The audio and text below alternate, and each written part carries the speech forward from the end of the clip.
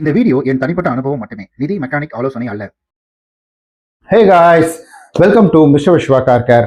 நான் உங்கள் விஸ்வநாதன். நம்ம இன்னைக்கு பார்க்க போகிறது என்ன அப்படின்னு கேட்டிங்கன்னா, அதாவது நிறைய பேர் காருக்கு வாங்கக்கூடிய கேஜெட் அப்படின்றத சில ஆன்லைன் தளங்களில் போய் நீங்கள் ஷாப்பிங் அப்படின்றது பண்ணுறீங்க. அதுலேயும் குறிப்பாக சில கார்டுகள்லையும் நீங்கள் போய் ஷாப்பிங் அப்படின்றது பண்ணுறீங்க. இந்த பதிவில் நம்ம பார்க்க போகிறது என்னன்னா, இந்த கார்டுகள் ஷாப்பிங்கில் இந்த 5 காருக்கான கேஜெட் மட்டும், இந்த 5 காருக்கான கேஜெட் மட்டும் தான், நீங்கள் மொத்தமாக எதுவும் பண்ணாதீங்கன்னு நான் சொல்லலை. இந்த 5 காருக்கான கேஜெட்டை மட்டும் வாங்காதீங்க, அது வேஸ்ட் அப்படின்னு சொல்கிறேன். இந்த கார்டுகளில் மட்டும் கிடையாதுங்க, இன்னும் சில ஆன்லைன் ஷாப்பிங் அப்படின்றது இருக்கு. இது எல்லாத்துலேயுமே சேர்த்து தான் நான் சொல்கிறேன். ஸோ இந்த 5 கேஜெட்னா என்னங்க இந்த 5 கேஜெட்டு அப்படின்றத பற்றி தெரிஞ்சுக்கணும்னா இந்த வீடியோ முழுமையாக பாருங்கள், நான் உங்களுக்கு காமிக்கிறேன். ஒருவேளை இதுக்கு ஏதாவது ஆல்டர்னேட்டிவ் அப்படின்றது உங்களுக்கு தேவைன்னா அதையும் இந்த வீடியோவிலேயே சொல்லியிருக்கிறேன். ஸோ அந்த ஒரு ப்ராடக்ட்டுக்கான லிங்க் அப்படின்றது நான் கீழே கொடுத்துருக்கிறேன். அட என்னப்பா நீ என்னமோ அதை வாங்க வேணாம்னு சொல்லிட்டு நீ வாங்க சொல்ற அப்படின்னு கேட்குறீங்களா? நல்ல ஒரு விஷயம் அண்டர்ஸ்டாண்ட் பண்ணிக்கோங்க. என்கிட்ட காசு கம்மி தான், நான் பெருசாக அப்படியே லேக்ஸ் கணக்கில் யூடியூப்ல சம்பாரிச்சிட்டு இருக்கேன்ல, பார்த்தீங்களா வியூஸ் எவ்வளோ போகுதுன்னு? இதுக்கெல்லாம் 10 ரூபா கூட வராது.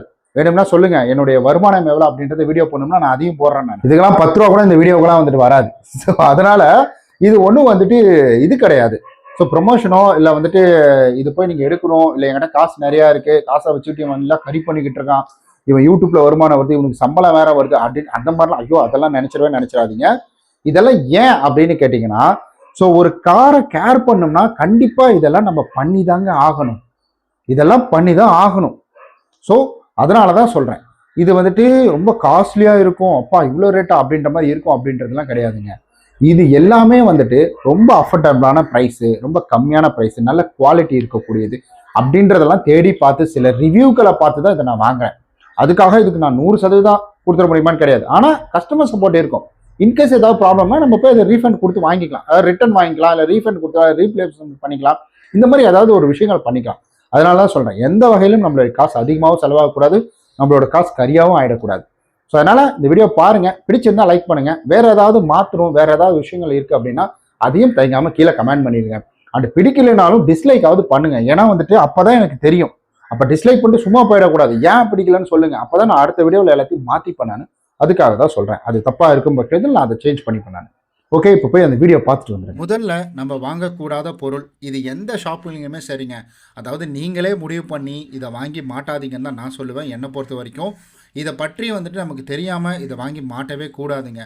இதை மாற்றுறதுனால நமக்கு தவறான எரர் கூட வரலாம். என்ன அதாவது ஓபிடி அப்படின்றதுங்க. இந்த ஓபிடி அப்படின்றது நம்ம வண்டியில் ஏதாவது பிரச்சனை இருந்துச்சுன்னா இதை தான் போட்டு ஸ்கேன் பண்ணி செக் பண்ணி பார்ப்பாங்க. இதில் சிலர்லாம் ஜிபிஎஸ் இருக்குது, ரொம்ப சிம்பிளாக இதை இன்ஸ்டால் பண்ணிடலாம் அப்படின்ற மாதிரிலாம் வாங்கி பண்ணுறாங்க. ஏன்னா நான் கார் வாங்கினப்போ நான் ஒயரை எதுவுமே டச் பண்ணாமல் நான் என்ன சொன்னேன்னா, எனக்கு வேறு ஏதாவது ஆப்ஷன் இருந்தால் சொல்லுங்கள் அப்படின்னு சொல்லியிருந்தேன். அப்போ தான் இவங்க சொன்னாங்க, இந்த ஓபிடி மாதிரி ஒன்று இருக்குங்க, வாங்கி போட்டுங்க, கம்மி ரேட்டு தான் வரும், இங்கே பாருங்கள் 1000 ரூபா தான். இந்த மாதிரி வாங்கி போட்டுக்கிட்டிங்கன்னா ப்ளூடூத் மூலிமா நீங்கள் கனெக்ஷன் பண்ணிக்கலாம். நிறையா விஷயங்கள் அப்படின்றது இதில் இருக்குங்க, நிறையா சாய்ஸ்லாம் இருக்கும், அதனால் நீங்கள் இது வாங்கி போட்டுக்கோங்க அப்படின்ற மாதிரி சொன்னாங்க.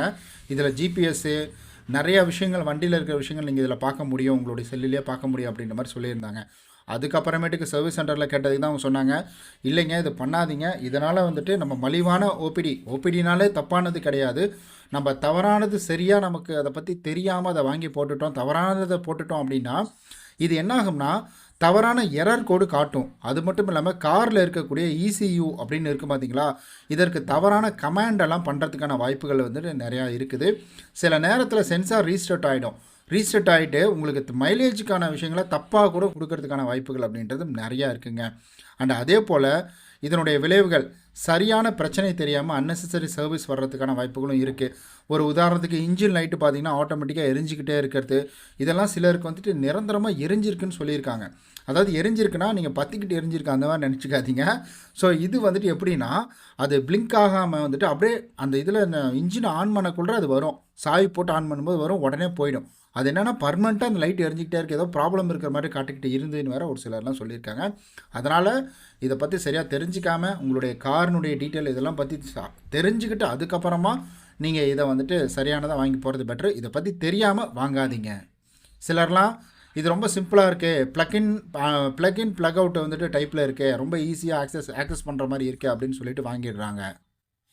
இரண்டாவது அதாவது இரண்டாவது பொருள் என்ன அப்படின்னு கேட்டிங்கன்னா, காருக்கு வாங்க வேணாம் அப்படின்ற மாதிரி தேவையில்ல இந்த கேஜெட்லாம் அப்படின்ற மாதிரினா, இந்த லிக்யூடு டைப்பில் பர்ஃப்யூம் இருக்கும் பார்த்தீங்களா, இந்த லிக்யூடு டைப் பர்ஃப்யூம் வந்துட்டு யூஸ் பண்ணாதீங்க. அதுலேயும் குறிப்பாக நீங்கள் அவுட்டோரில் வண்டியை பார்க் பண்ணுறீங்க, வெயிலில் தான் வண்டியெல்லாம் நிறுத்த போகிறீங்க அப்படின்னா தயவு செஞ்சு வந்துட்டு பயன்படுத்தாதீங்க. இந்த மாதிரி ஸ்ப்ரே டைப் யூஸ் பண்ணிக்கலாம். ஏன்னா இதுதான் நானும் யூஸ் பண்ணிகிட்ருக்கேன். இந்த மாதிரி ஸ்ப்ரே டைப் நல்லாயிருக்கும், ரேட்டும் கொஞ்சம் அஃபோர்டபுள் கம்மியான இதில் தான் இருக்கும். ஸோ இங்கே பார்த்தீங்கன்னா இதில் இருக்கும் பாருங்கள், காம்போ பேக்லாம் இதில் வந்துட்டு போட்டிருப்பாங்க. நிறையா டிஃப்ரெண்ட் வேரியண்ட்லாம் இது இருக்கும். 296 300 400 இந்த மாதிரிலாம் வந்து ரேட்டு போட்டு இருப்பாங்க. இந்த மாதிரி வந்துட்டு உபயோகப்படுத்தலாம். ஆனால் நீங்கள் வந்துட்டு ஸோ இது கேஸ் இருக்கிற மாதிரியும் லிக்யூடாக இருக்கிற மாதிரியும் வாங்கி வைக்கிறீங்க அப்படின்னா, அது ஆப்வியஸாக அது என்ன ஆகும்னா, டேஷ்போர்டில் பிளாஸ்டிக்கு செம்ம ஹீட் இறங்கும் விண்ட்ஷீல்டு மூலிமா. அந்த விண்ட்ஷீல்டு மூலிமா ஹீட் இறங்கும் பொழுது அது மெல்ட் ஆகிறதுக்கான வாய்ப்புகள் அப்படின்றது நிறையா இருக்குது. நான் இதை பற்றி நம்மளுடைய சேனல்லே ஒரு வீடியோ போட்டிருக்கேன். அந்த பால் மாதிரி சின்ன குழந்தைங்க வந்துட்டு அந்த பால் மாதிரி விளையாடும் பார்த்திங்களா, அந்த துப்பாக்கியில் போட்டு தண்ணியில் போட்டோன்னா ஊறி உப்பி உரண்டியாகிடும். அதை வந்து துப்பாக்கியில் போட்டு சுடுவாங்கள்ல, அந்த மாதிரி வாங்கி நான் யூஸ் போட்டு வச்சுருந்தேன். ஒரு தடவை வந்துட்டு கவரே போடாமல் வெயிலில் நிறுத்திட்டு வந்துட்டேன். சோலி முடிஞ்சிச்சு, டப்பாவே உருகி போய் எனக்கு இருந்தது அந்த அளவுக்கு. அதனால் தயவு செஞ்சு அந்த மாதிரி ப்ராடக்ட்லாம் வாங்காமல் ஸ்ப்ரே டைப்பில் வாங்கிக்கோங்க. அது கேஸ் இல்லாமல் வாங்கிக்கோங்க.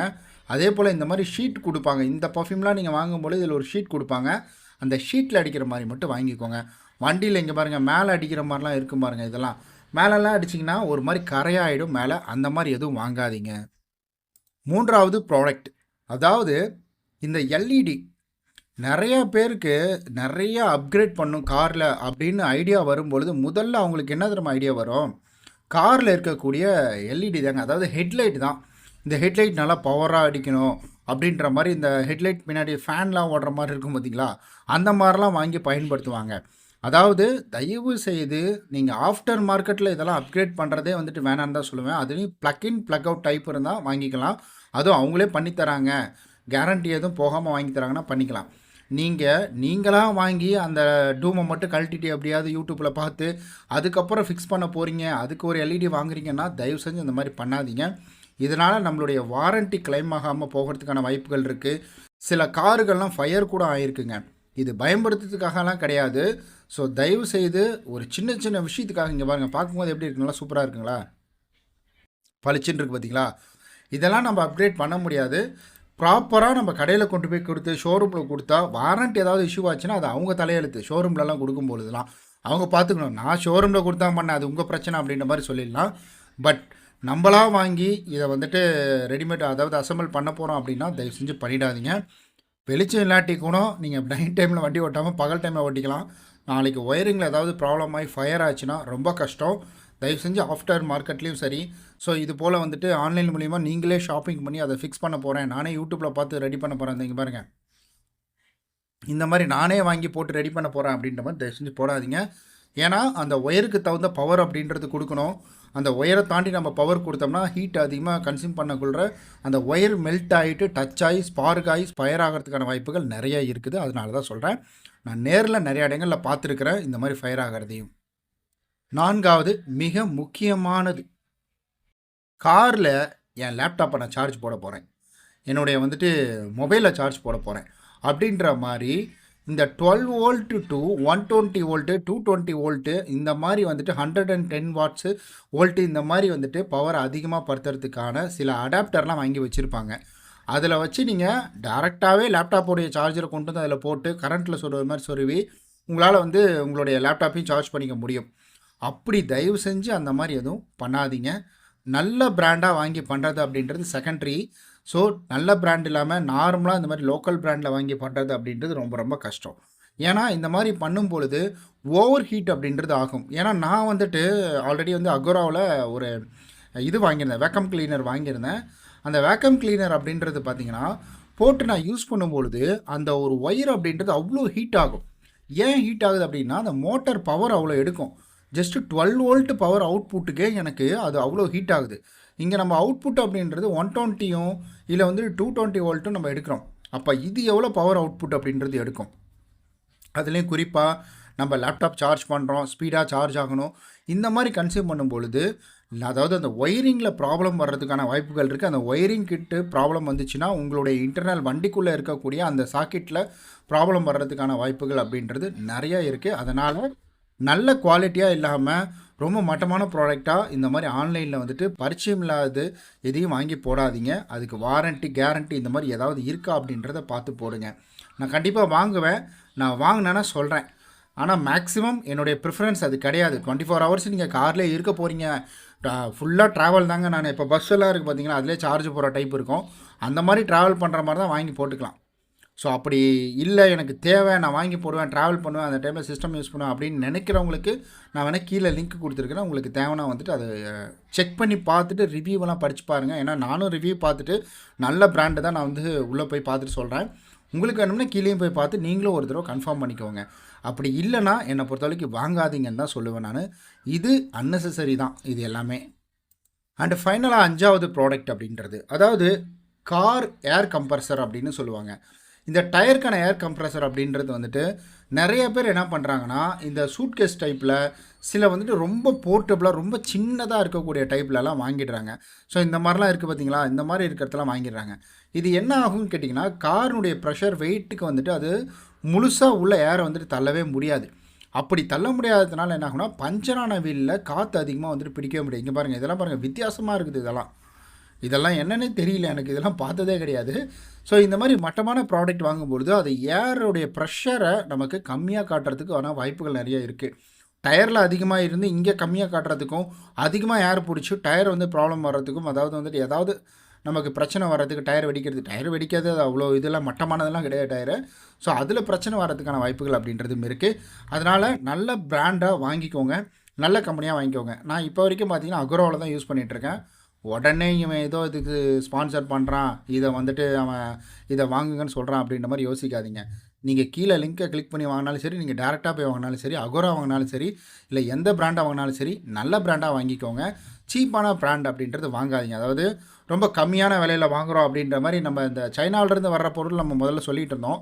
இப்போ வடக்குலேருந்து ஒரு சில பொருளெல்லாம் அவங்களே மேக் பண்ணி, இந்த பேட்ரி நம்ம லாஸ்ட்டாக வாங்கியிருந்தோம் இல்லைங்களா, நம்ம வந்துட்டு ஏர் ப்ளோயர் அந்த மாதிரி விஷயங்கள் அப்படின்றது வந்துட்டு அது எல்லாமே நல்லா இருக்குது. பட் பேட்டரியில் மட்டும்தான் இஷ்யூ இருக்குது. ஆனால் நம்ம ஆன்லைனில் வாங்கும்போது அதில் பேட்டரி நல்லா இருக்குது.